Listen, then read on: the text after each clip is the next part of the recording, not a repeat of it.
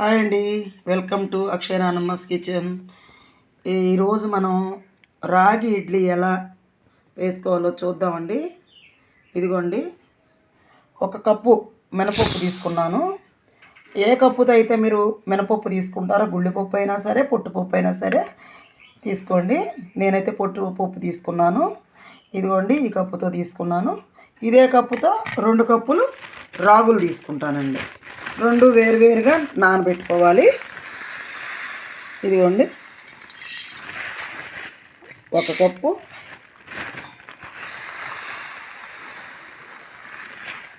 2 కప్పులండి. ఇదిగోండి, 2 కప్పులు తీసుకున్నాను. ఇవి నీట్గా వాష్ చేసుకొని ముందుగానే నానబెట్టుకోవాలండి. మీరు చూసుకోండి, తెచ్చేటప్పుడు రాగులా లేకపోతే యావాలా అన్నది ఒకసారి మీరు సరి చూసుకోండి. కొట్లోళ్ళు కూడా కన్ఫ్యూజ్ అయిపోయి అవి కట్టపోయి కడతారు. అందుకని చెప్పి మీరు చూసుకోండి ఇవి. అలాగే పొట్టుపప్పు అయినా మినపప్పు అయినా మీకు నచ్చినవి తీసుకోండి. వీటిని నానబెట్టేటప్పుడేనండి నీట్గా వాష్ చేసుకోవాలి. ముందు ఎప్పుడైనా సరే టిఫిన్లకు పప్పులు నానబెట్టినప్పుడు ముందే నానబెట్టుకోవాలి. ఇగో చూడండి, ముందే కడుక్కోవాలి నీట్గా. ఈ 2 కడిగి నానబెడతాను.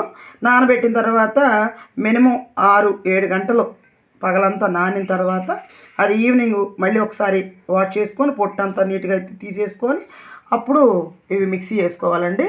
ఇవి ఇప్పుడు నేను నానబెడుతున్నాను. నేను ఇగోండి రాగులు మార్నింగ్ నానబెట్టాను. ఇప్పుడు 7 గంటల సేపు నానియండి. ఇవి నానిన తర్వాత చక్కగా ఇదిగోండి ఇలా తీసుకుంటూ మనం మిక్సీ జార్లో వేసుకోవాలి. అలాంటివి వచ్చేస్తాయి పైన. ఇదిగోండి ఇలా అనాలి.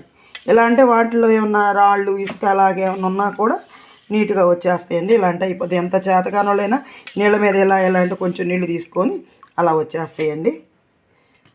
అలాగే వేసేసుకొని ఇదిగోండి ఇప్పుడు పప్పు అండి. పప్పు అంత పొట్టు కూడా కడిగేసుకున్నాను. కొంచెం పొట్టున్నా బాగుంటుందండి. ఎందుకంటే బలం పొట్టు ఉంటేనే బలం అండి. అట్టని ఎక్కువ పొట్టు మీద మనం తినలేం కాబట్టి కొంచెం అంత పొట్టు ఎంత ఎడన్నా ఒకటి ఉన్నా కూడా ఇబ్బంది ఏం లేదు. ఇదిగోండి, ఇవి కూడా ఇలా అంటే పొట్టులో ఏమన్నా పప్పులో కనుక ఏమైనా కత్తి రాళ్ళు ఏమన్నా మనకు తెలిస్తే వచ్చేస్తాయి. ఎలాగండి ఇవి చేలో పండినవి. ఇవ్వండి అలా అదిగోండి నీట్గా అలా చేసుకొని 2 కలుపుకొని మిక్సీ వేసుకుందాము. ఇదిగోండి రుబ్బాము. ఇదిగో చూడండి, ఇలా మెత్తగా రుబ్బుకోవాలి. దీన్నంతా కూడా ఒక గిన్నెలో తీసుకొని ఇదిగోండి, ఒకేసారి రుబ్బలేం కాబట్టి గ్రైండర్లో అయినా వేసుకోవచ్చండి. మేము మిక్సీలోనే రుబ్బాము. ఇదిగోండి ఒకసారి కలిపేసి దీనికి మూత పెట్టేసుకొని ఓవర్ నైట్ నానేయాలండి. ఇలాగే నైట్ అంతా ఉంచేయాలి. మార్నింగ్ ఇడ్లీ వేసుకోవాలి. చూపిస్తానండి.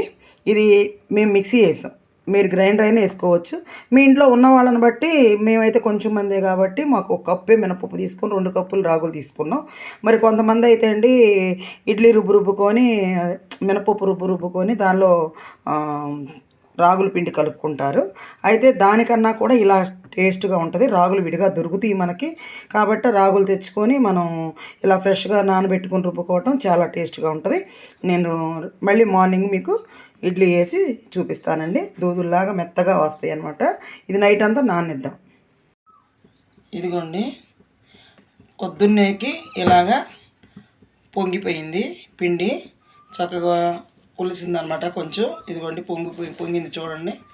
ఇలాగా రేత్రిపూట అంతా అలాగ పెట్టేసుకుంటే పొంగిపోద్ది. ఇలా తిప్పుకొని ఇప్పుడు సాల్ట్ వేసుకోవాలి, తగినంత ఉప్పు. ఇదిగోండి మా పిండికి సరిపోని నేను ఉప్పు వేసేసాను. మీరు కూడా అలాగే చూసుకొని మీకు తగ్గట్టు మీరు ఉప్పు వేసుకోవాలి. ఇదిగోండి ఇంక ఇలాగ నీట్గా మొత్తం తిప్పేసుకొని ఇడ్లీ ప్లేట్లు నీళ్ళతో వాష్ చేసుకోవాలండి. నీళ్ళతో అలా వాష్ చేసుకొని తడి ఉండాలి. తడి లేకపోతే ఇడ్లీ ప్లేట్లు ఇడ్లీ రావు బాగా. ఇదిగోండి ఇలాగా చక్కగా మనకి ఎన్ని కావాలో అన్ని ఇడ్లీ వేసేసుకోవాలి. ఇలాగే మనకి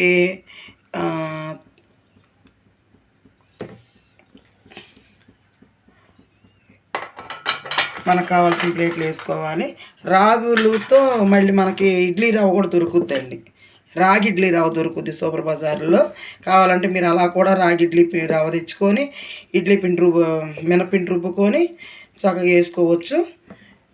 చక్కగా పొంగుతీ ఇట్లాగైతే పిండి కలుపుకున్నారనుకోండి ఇడ్లీ పొంగవు, గట్టిగా ఉంటుంది ఇడ్లీ పిండితో అయితే. దీంట్లో మనం క్యారెట్ తురుము వేసుకోవచ్చు, మళ్ళీ కావాలంటే బీట్రూట్ తురుము వేసుకోవచ్చు, కొబ్బరి తురుము వేసుకోవచ్చు.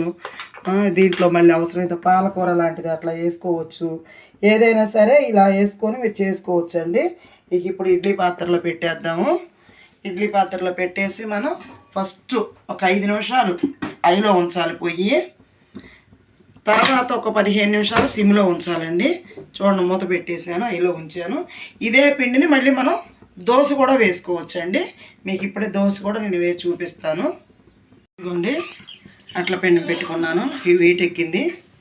ఇదిగోండి, కొంచెం లైట్గా నూనె రాసుకొని,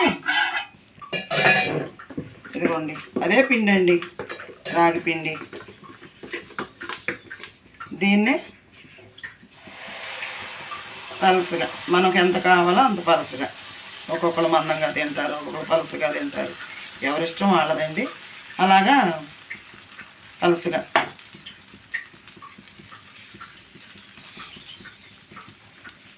ఇదిగోండి దోశ వేసేసారు చూడండి. ఇప్పుడు కాస్త పైనుంచి నూనె వేసుకుందాం. ఈ దోశల్లో నెయ్యి వేసుకుంటే ఇంకా బాగుంటుందండి. రాగి దోశలకి, రాగి ఇడ్లీకి నెయ్యి చాలా బాగుంటుంది. నెయ్యి మాత్రం నెయ్యి ఇష్టంగా తినేవాళ్ళు నెయ్యి వేసుకోవచ్చు. నెయ్యి వేసుకోవడం వల్ల దీని టేస్ట్ పెరుగుద్ది. ఇదండి, ఇంకా ఇలా చేసుకొని హెల్తీగా రోజు ఒకే ఐటము అట్లు, ఒకే ఐటమ్ ఇడ్లీ కాకుండా మనకు కావాల్సినట్లు, ఇదిగో చూడండి అట్టు ఎలా లేస్తుందో. అదిగోండి, కాలనీయాలి, ఒక పక్కన బాగా కాలనిస్తేనే దానికి టేస్ట్ వస్తుంది.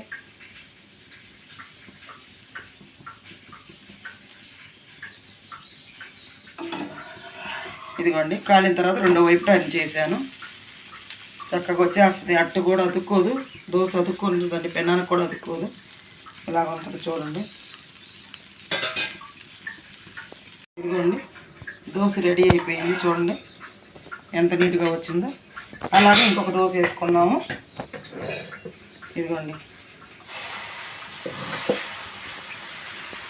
ఇది రెండవ దోశ. దీనిలో మీరు కావాలంటే ఉల్లిపాయలు, కొత్తిమీర అవన్నీ తరిగి కూడా పెట్టుకోవచ్చండి. పెసర దోశలాగా బాగుంటుంది. 20 నిమిషాలు అయిపోయింది. ఇడ్లీ తీసాను, ఉడికిపోయినాయి.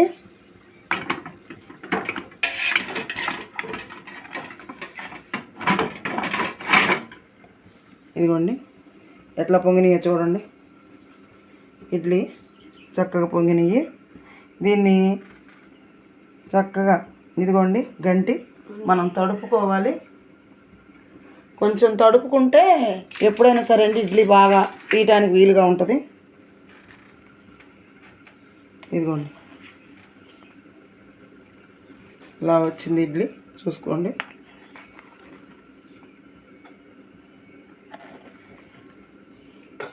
ఎంతో హెల్దీ అండి ఇది. రాగి దోశలు, రాగి ఇడ్లీలు చూడండి ఎలాగొచ్చినాయో.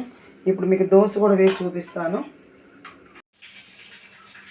ఇదిగోండి పల్లీ చట్నీ, దొండకాయ, బీరకాయ, టమాటా వేసి ఆల్ ఐటమ్ వేసి చట్నీ చేశానండి. దీనిలోకి ఏ చట్నీ అయినా టేస్ట్గా ఉంటుంది. ఇదిగో చూడండి ఇడ్లీ ఎంత మెత్తగా వచ్చినాయో, స్పాంజీ లాగా వచ్చినాయి చూడండి. ఇడ్లీ ఇంత మెత్తగా స్మూత్గా ఉంటాయండి.